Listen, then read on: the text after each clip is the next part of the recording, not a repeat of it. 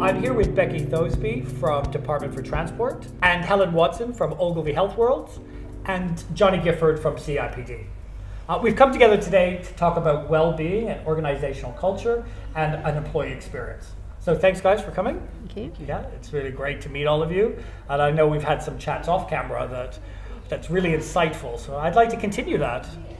So Jonny, first we'll kick off with you. Can you tell me a little bit more about your role at CIPD and some of the work that you're doing? Yeah, so I'm working the research team at the CIPD. My work covers a broad range of areas, but including the quality of jobs or the experience of work. And I also look at how research gets put into practice. So how we encourage evidence-based practice among HR and people professionals. Oh, great. I'm sure we're going to learn a lot from you today. And Helen, can you give me a little bit more information about what you're doing at Ogilvy? Yeah, of course. So I'm a senior strategist at Ogilvy Healthworld, which doesn't necessarily directly relate to what we're talking about today. My expertise is in user experience.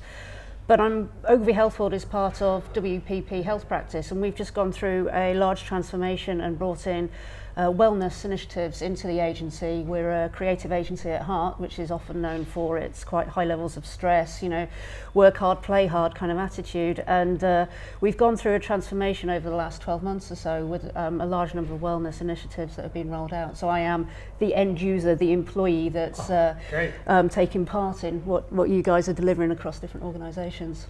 Yeah, and I've been to your offices, and so I'm hoping on future interviews we're going to welcome the audience there. Definitely, Good. Definitely. And Becky? So I am the Group Head of Wellbeing at Department for Transport, which is a government department, around 17,000 employees. And as Group Head of Wellbeing, my role is to kind of own the strategy of wellbeing for the organisation. Right. So what does well-being mean in an organizational culture? Because to me, the more I research it, the more of a broad spectrum I get of what it means to individuals. Starting with you, Becky. Well, we were talking earlier, weren't Yes. we, about how it's an enormously broad range of things. And I have a 5-strand model that I like to use along the lines of the drivers of workplace wellbeing. So it's health, and we were talking before, weren't we, about mental and physical health, security, so both psychological and physical security, the working environment, and part of that is having the tools to do people's jobs. Relationships, so we know that the line manager relationship is the #1 determinant of workplace wellbeing, but also peer-to-peer relationships are very important as well, and purpose, so people feeling that there is a purpose to what they do. And if you add those all up, it's kind of people's experience of being at work. How do they feel about being at work? Yeah. And Jonny, picking up on what Becky said, how does the research support a model such as that? Well, it certainly does support that. I think if you look at, we can talk about a number of different aspects or strands of job quality or what it means to have a good work. We can talk about the pay, the conditions, the relationships at work, the management, the work-life balance, and all of these things relate to well-being, so physical and mental well-being at work. But we also find that if there's one thing that that employers should be focusing on above all else, it is physical and mental well-being at work. Those are the factors which are the biggest drivers of job satisfaction, for example, but not only job satisfaction, but the kind of the day-to-day enthusiasm that people have for work. So they're all kind of interconnected, but if you're going to focus on one thing, focus on the well-being from the point of view of employees. And Helen, talking about stress, Yep. you mentioned it earlier, looking at it from that context. What is it like to work in an agency environment? It's it can be hard work at times. It can be tough and incredibly stressful, but it's not necessarily any different to any other workplace.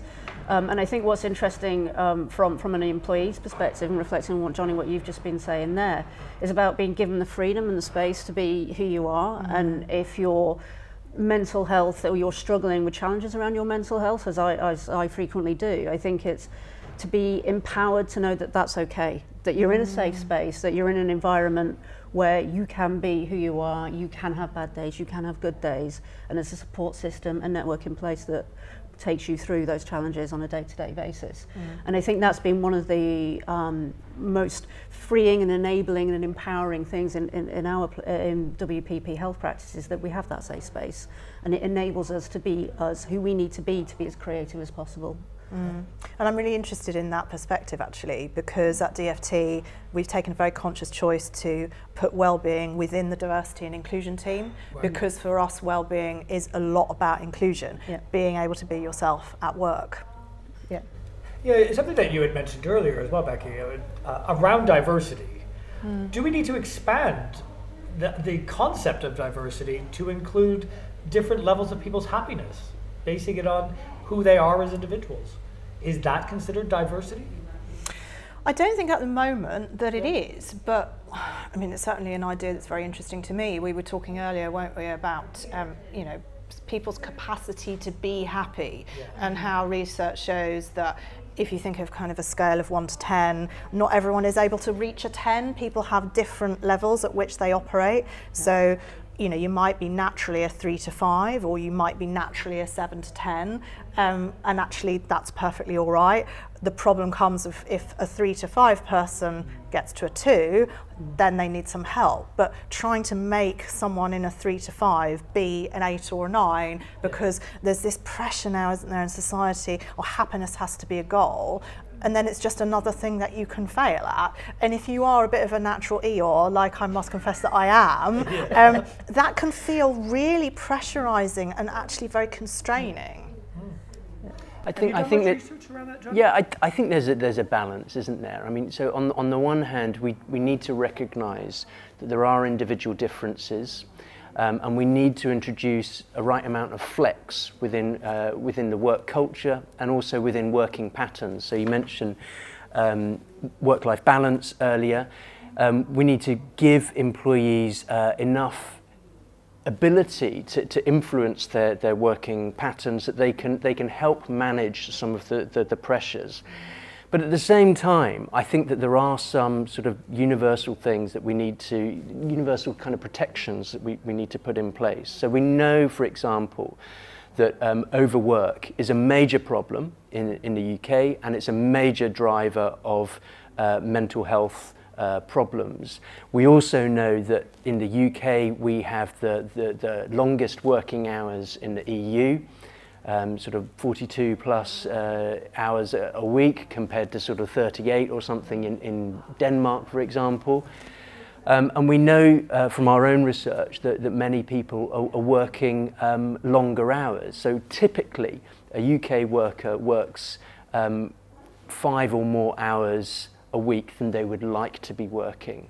So we know that there's some basic issues around just the amount of work that the amount of stuff that people have on their plates.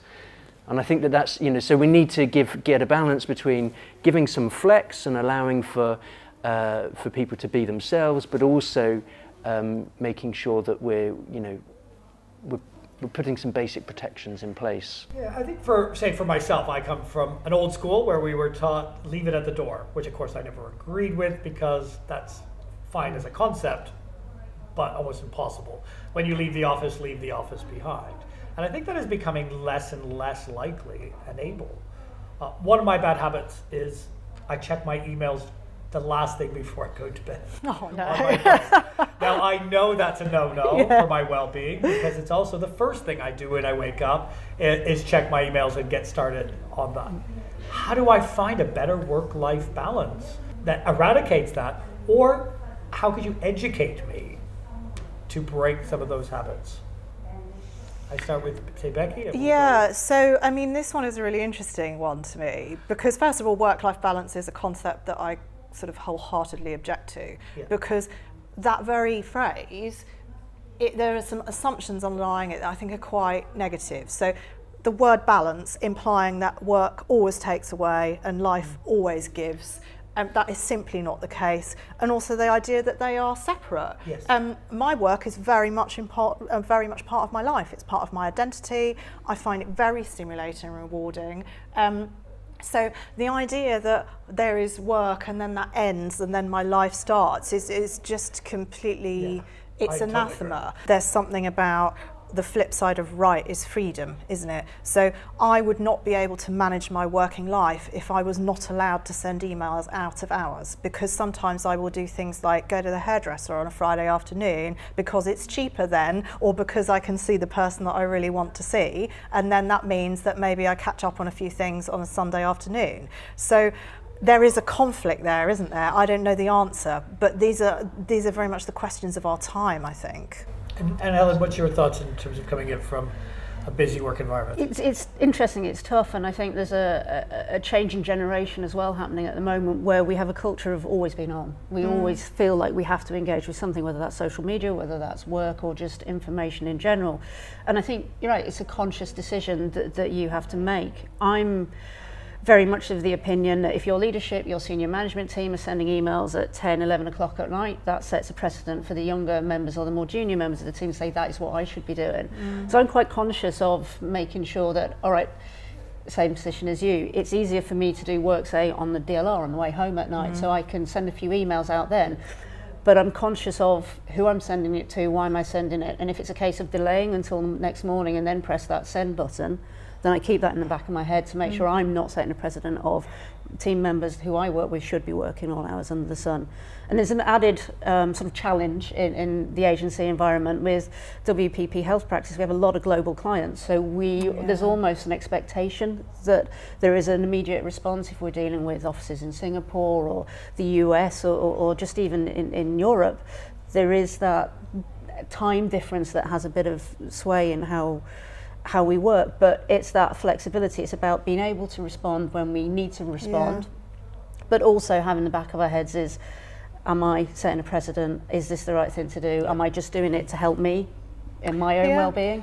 You got to have that conversation, isn't it? I mean, you know, if you want to have a healthy workplace culture, you've got to be able to have the conversations which might say, for example, listen, I may be sending emails on a Sunday afternoon, but that doesn't mean that I'm expecting you to reply on a Sunday afternoon. Yes, and it's also the nature of those emails, isn't it? So I have a colleague who worked at another government department, which will remain nameless, and she would tell stories about how she would receive emails on a Sunday morning asking her to have certain things ready for the next Monday when she came in. That is not okay.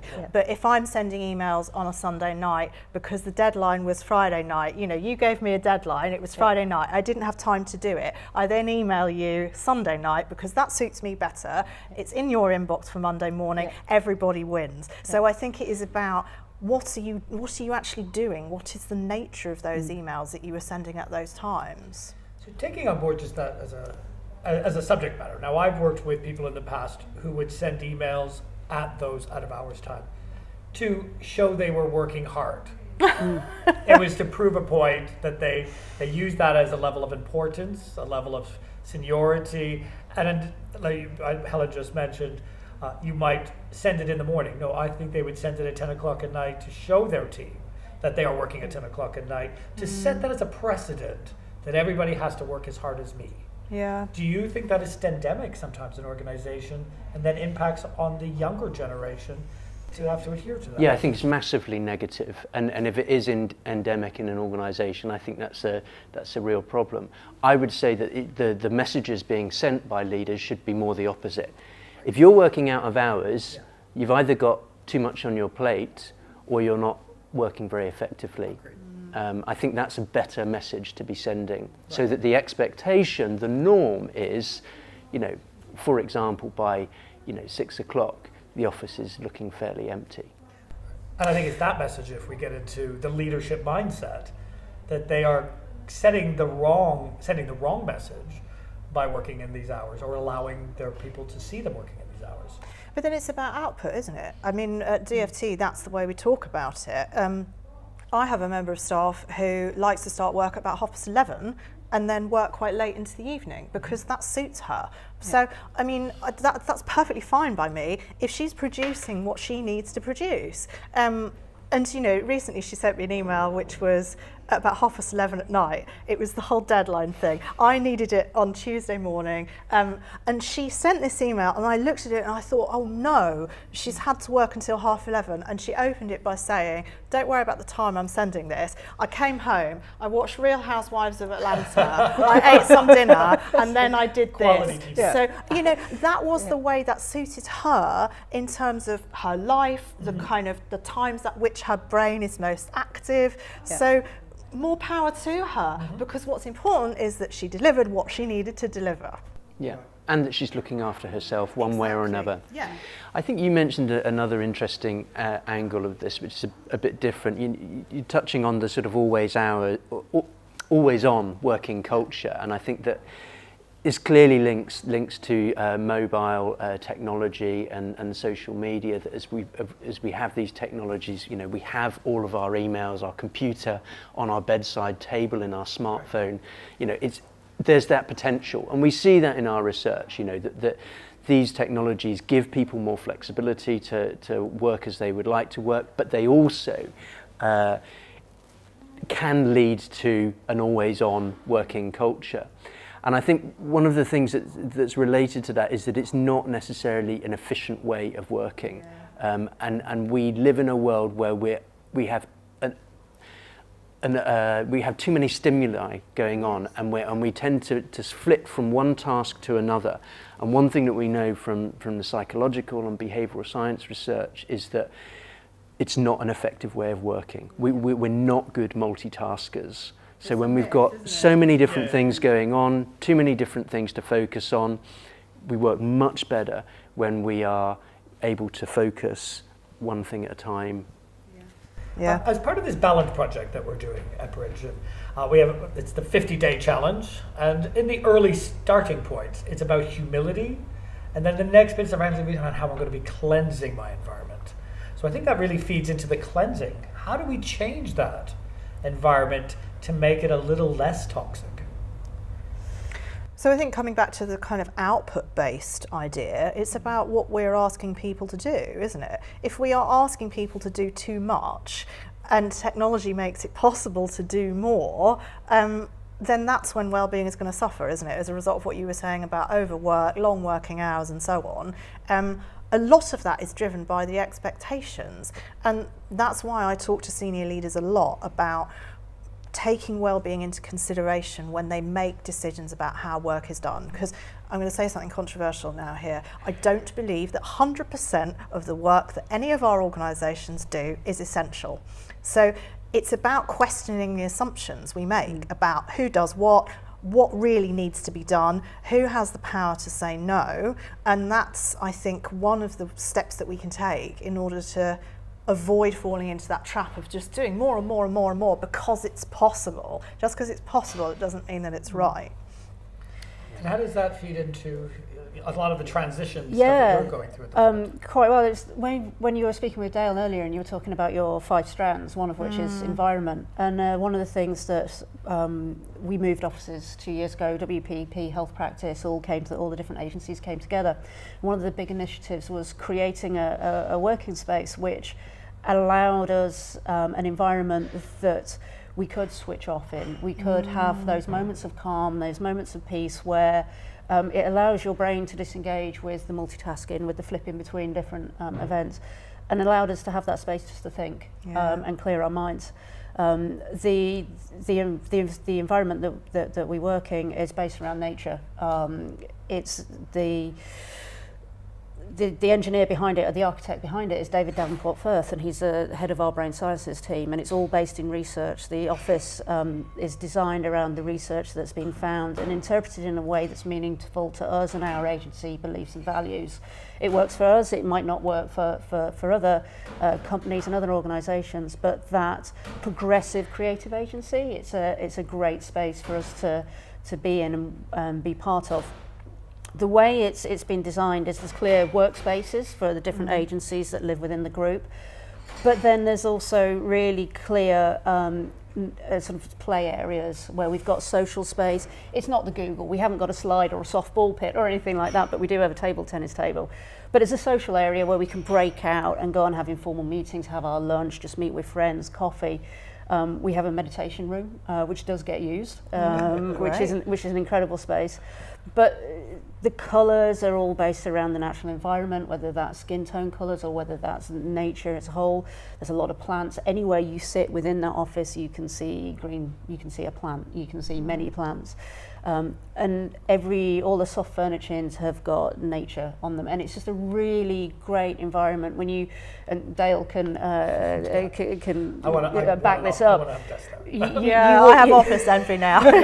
You walk out into the reception area on the fifth floor, and you're just you're greeted with this wall of calm and tranquility, and it's an amazing space to be. And you can only relax in it. You can only just be yourself there, and it's fascinating. It's an amazing place to be. And I'm interested, actually, as a self-confessed extreme introvert, are there spaces for solitude as well as socialising? Yes, yeah. I mean, you've got areas where you can completely break off. The meditation room, for example, it gets used, doesn't necessarily get used for meditation, but it's a way to be away from the hustle and bustle of the rest of the agency, because it is noisy and it is busy, and you are constantly called upon, and it's just that way of breaking free. Lovely. But meeting spaces as well, you can just go off and take a space that's yours and hide, but not hide away from the rest of the agency. Following on from relationships that you just mentioned, and I think that very much feeds into your 5-level model. Yeah. What does the research say about that, Jonny, in terms of the relationships that we have at work and the way that they can impact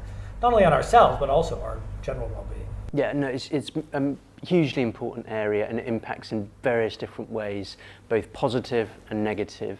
So on the negative side, when you've got ongoing difficult relationships or isolated incidents of conflict, that can be, massively negative influence on people's working lives, but also on productivity, and it can lead to things like tribunals and all sorts of mess.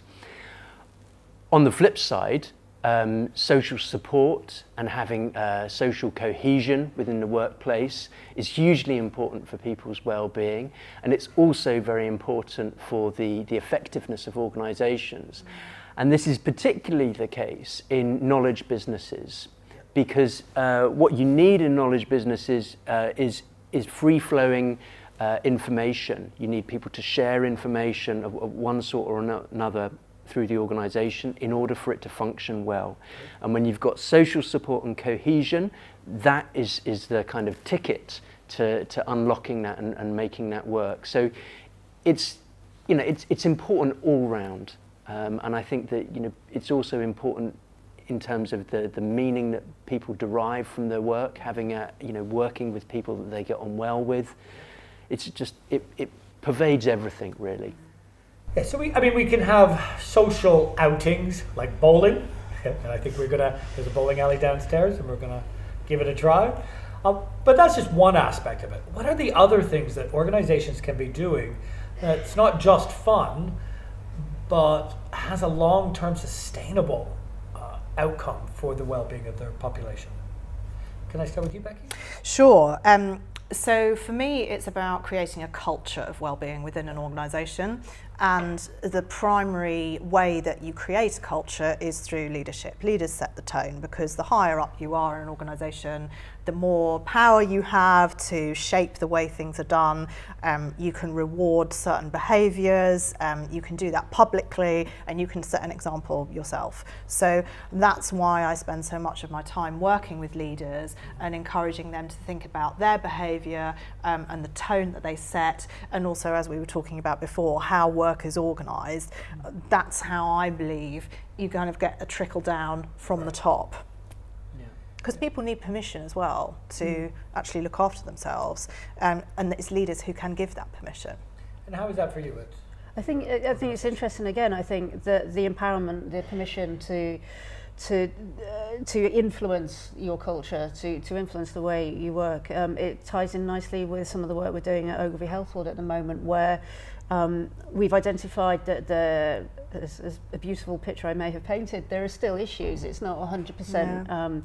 And it never will be 100% perfect, but our senior leadership team have empowered us as employees to create the culture that we want. And our values, our habits, we have, it comes with Ogilvy, but what does that mean to us? How do we then roll that out as members, as employees, as people have to live those values? And it's not a tick box exercise. It's not just, right, let's go and have a social event done. It's not that, because we've done that for years, and it makes a difference, and it does, there's some team bonding that goes on, but it's not prolonged, it's not sustainable. And it's about, okay, well, what does that mean to us? What does being Ogilvy Healthworld mean to us? What do our values mean to us?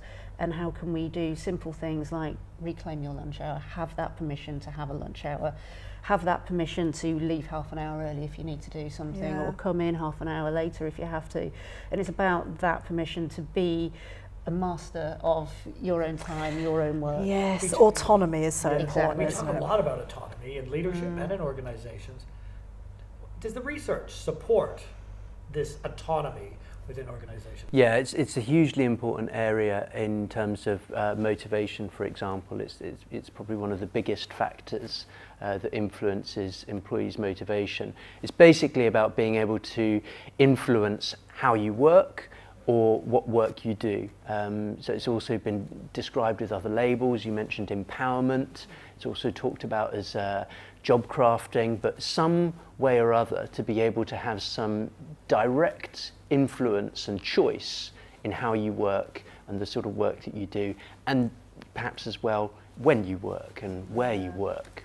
I mean, I must say, actually, from my own personal perspective, that's never been more clear than in my current role, because this is the most rewarding job I've ever had, the most engaging, and it is also the one where by far I've had the greatest autonomy, and I think that's no accident. Yeah, I mean, autonomy enables us to deal with pressure. It's one of the major ways. So if you've got high pressure but low autonomy, you're heading for burnout. If you've got high pressure and you've got high autonomy, it's a much more manageable situation. Yeah. I mean, one of the things that Bridge has always promoted within all the work that we do is, one, living our values. So understanding the values from a behavioral point of view, but then in turn bringing that as a campaign into the organization, not removing that we have our values on the wall and therefore we've ticked those boxes. How do we sell well-being within organizations? Because it needs to be packaged in a way that is enticing for all employees to believe that this is something of true value to them. How do we package that? Maybe starting with Helen, how have you began to package that? I think we were lucky because we had the office move, and it timed perfectly with that. And David Davenport Firth, or DDF, as he's known within the business and outside of the business as well, he bought in, well, he got the senior management team of WPP Health Practice bought into what he wanted to do, what he wanted to achieve with us. So from day one, we were in a filed new situation. We had a blank sheet of paper in front of us, and it was, this is WPP Health Practice. This is who we are. This is the way we want to work. This is the way we want to be. And everyone rode that wave. It was new office, new space, new start, basically. And I know that not everybody is in that position to just go, let's go and find a new office. But even now when we're rolling out initiatives, it wasn't everything at day one. It's a new thing every 1, 2, 3 months, and we're still part of that process. We're still learning. We're still finding out what it actually means to be part of the WPP Health Practice. So it's constant, ongoing, bringing us on board. I think the harder sell might be, rather than to employees, might be to business leaders. But you only really need to talk, first of all, about the cost of absence, which in the UK is something like 6.5 days per employee per year. But obviously, you need to take it beyond that as well. You need to say that well-being is not just about absence. You've got the costs to the business of things like presenteeism, of people not working at their full potential because they're there at the workplace when they should be off home. I think that the sell to employees is relatively easy. I think if you're an employer and your message to your workforce is, we want to look after your well-being, that's not a difficult sell. I think that there is still a step change to make, though, from just talking about the the off-site, we're going to have a social event or something, to bringing it into the day-to-day core of your work. It's about we're supporting you to do a good job and to, you know, have a good work-life balance and all the rest of it, and making that part of the day-to-day work focus. So as an example of that, I think that all kind of one-to-one meetings between managers and their reports, and I mean all, absolutely all, in my view, should start with a conversation, even if it's just a minute or two, about how you're doing. How you're doing, how's your workload, not diving into how are your key performance indicators going, how are your targets, how's that project, it's how are you? How are you doing, what's your workload like? And if it's fine, then that can be a very short conversation, but I think you need to have that conversation. We all need to have that conversation. Yeah. Something that we had designed for one of our clients was an employee-led appraisal system. So we created a really nice little workbook for all the employees to have, and over 2 weeks they had the opportunity to track some of these things for themselves. Because I'm a firm believer that when you sit down in those one-to-ones or that appraisal, that it's really led by the employee, and the manager should be doing a check-in, very much like you say. How much then do we allow employees to lead their own well-being? So at DFT, that's kind of what it is all about. Yeah. So we have a person-centered approach, which means that everyone they are empowered to define what well-being means to them. So well-being for me is about exercise, eating right, lots of sleep. It may not be that for other people. So other people might not be interested in exercise, but you know, they're part of a strong faith community where they live, for example, and that's really important to them. So we're not here to tell our employees what's good for them. Yeah. And frankly, they are all intelligent adults. They probably know that already. What we are there to do is empower them to make the right decisions and to take the time that they need to actually do those things. I'm so pleased to hear you talking about those conversations between line manager and job holder, because that's one of the things that I've been pushing from day one. And I picked up that actually a lot of those conversations are very scary for people. So it's scary for a job holder to disclose things that might be bothering them. It's scary for a line manager to have someone talking about how they feel. That's not a comfortable place for a lot of people. And so I designed a tool called the Wellbeing Action Plan, which was guidance on how to have those conversations. No, so I think it's interesting. The line manager conversations is something that we're working on at the moment and rolling that out. I think we're quite lucky at WPP Health Practice. We have an in-house counsellor, Nathan. He's ex-agency, so he completely gets the environment and the space that we're working in. And every couple of months we can have a 45-minute session where we can talk about us. We can talk about who I am, challenges I'm facing at the moment. Often that's around work. It's often around my personal life as well. And it's a great space to be able to start to have that freedom to have those conversations. It's confidential at the moment, but it gets me used to talking about me and the challenges I've got in a work environment. The line manager conversations are happening. I'm lucky in the agency that I'm working at. We've got a pretty flat structure, and I can have open, honest conversations with my senior management team at pretty much all levels. And so we have that space to say, this isn't working for me at the moment. Again, lucky that we've got people who will try and do what they can do to help us out in that situation. But there are times when it's, I can't deal with that now, I'm too busy. And as an employee, that's not what you want to hear, and it doesn't necessarily help. But we are moving and the culture's changing so that we do get those conversations, the right conversations happening at the right time with the right people. And they're linked, aren't they, those different conversations? So you've got the conversations outside your normal line management working relationship with a coach or with a counsellor or some sort, and I think those can really open up different ways of thinking. But ultimately as well, we have to change or get the right conversations happening within line management relationships as well. I was struck by what you were saying about the story of a line manager responding to you talking about pressure by saying you just need to work smarter. And I think that obviously smart working is something to be encouraged, as is flexible working and all the rest of it. But I think that there's a real danger that managers use that kind of language and those terms as a cloak. as a kind of management ruse to increase pressure and job intensify. And I think that, so they need to be genuine conversations. Yes. It's not enough to say, look, you need to be more engaged, you need to be working smarter, you just need to work more flexibly, because what you're really saying in that situation is, as a manager, I'm not going to reduce any of the pressure that you're under. Yeah. So that's why I say, on the one hand, we need to give people flexibility to be able to manage their own workload and their own working hours, in a way which suits them. Yeah. But equally as well, there are some basic things like the amount of work you've got on your plate, which we all need certain kinds of sort of protections for. Yeah, and basically that conversation was too difficult for her. It was too difficult for her to think, okay, what pieces of work can be stopped? What is the highest priority? So she kind of just pushed the responsibility back on me because it was all my fault because I wasn't working smart. And then, job done. I had a wellbeing conversation and everything's fine. Yeah.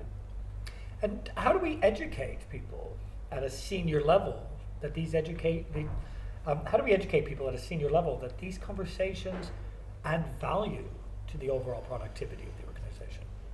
So there's two ways that we are doing that in DFT. One is that I'm rolling out a leadership and wellbeing training course to all our senior leaders. So that's all our senior civil servants. And we are talking about things exactly like that. How do you include wellbeing in your decisions about how work gets organised? What's the shadow you cast? That kind of stuff. But the other thing that I'm doing that I'm finding is really powerful is individual coaching with directors on what are the wellbeing issues within their teams. How can they kind of manage those around those 5 drivers of well-being, and sometimes those conversations turn out to be about that individual's well-being and how they're managing their life challenges. Those are the kind of conversations I think that are really powerful. I think that sounds hugely beneficial and healthy to have, your position as someone with a bespoke role to make sure that it's on the senior leader's radar and it's being integrated into the day-to-day thinking about how work gets done. Exactly. Do you think well-being is here to stay, or is just this another organizational fad that we're passing through until we get to something else? It's not only here to stay. I mean, it pervades so much thinking. If you look at you've got the business benefits, you've got the employee benefits of work. So much of what constitutes job quality or good work, it all comes down to well-being. So there's just no doubt about it. We have to look at this stuff and understand it as well as we can. Great. And Helen?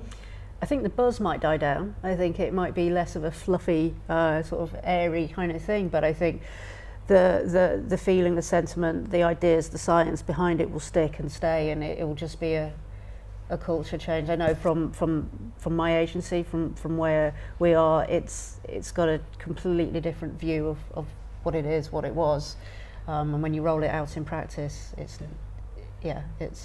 made a massive change, and the buzz will die, but the sentiment, the feeling, and the initiatives will stay. Yeah, Becky, your thoughts? I mean, I agree with what both of you have said, and actually I'm quite looking forward to reflect what you've said, Helen, about the buzz dying down.